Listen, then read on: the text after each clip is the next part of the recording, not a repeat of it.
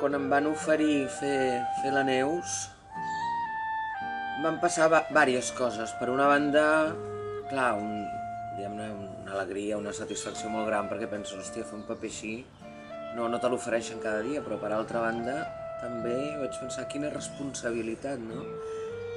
Perquè jo ja havia vist, a part del que tots coneixem dels camps d'extermini, de la guerra civil, de l'exili, tots coneixem també la Neus, la seva vida, i dius, com puc fer jo d'ella? Però llavors també em van explicar que no era tant fer d'ella com el que ella sempre diu, no? Que és donar veu a les dones.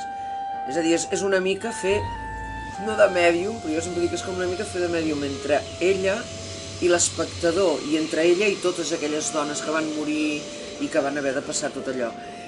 I mica en mica, a mesura que anava assajant, ja no sabia si cada cop estava més acollonida o més contenta.